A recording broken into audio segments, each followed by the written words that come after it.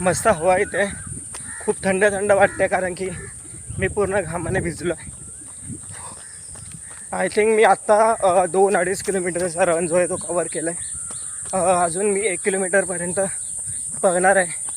त्यानंतर आपण वर्कआउट वगैरेकडे वळूया. मी तुम्हाला दाखवण्यासाठी थांबलो आहे.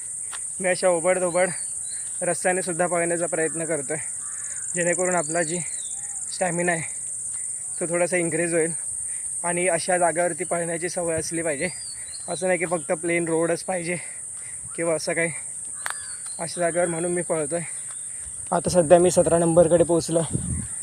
सो मी माझ्या इथून ते पूर्ण हा जो एक टर्न आहे हा पूर्ण एक सर्कल आहे. सो म्हणून मी हा सर्कल जो आहे तो कवर करतो. असं नाही की एक पॉईंट आहे दुसऱ्या पॉईंटपर्यंत, पण मी पूर्ण एक सर्कल जो आहे तो पळतो.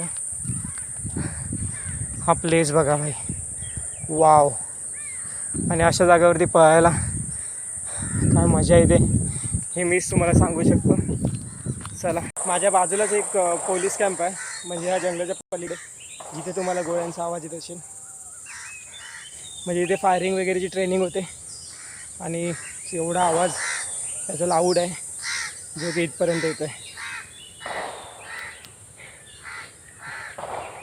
आता आपण ह्या रस्त्याने आलो आहे, म्हणजे मी इथून मागून आलो आहे आणि आता आपल्याला इथून समोर जायचं आहे. म्हणजे इथून असं वळत परत आपल्याला त्याच जागेवरती यायचं आहे.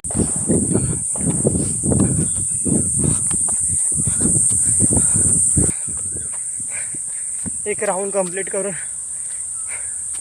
आपण त्याच जागेवरती आलो आहे. हो, हे बघा, वाव. 5 मिनटं रेस्ट करून मी वर्कआउट करायला सुरुवात करतो. सो पहिला मी स्ट्रेचिंगपासून सुरुवात करतो. त्यानंतर 25 ते 2 सेट असे 50 स्क्वॉट्स. त्यानंतर थोडे पुशअप्स. गाईज अजून खूप काही बाकी आहे. सध्या तर मी या ब्लॉगला एंड करतो. आय होप तुम्हाला आजचा ब्लॉग आवडला असेल. Thank you so much for watching. Bye bye, take care.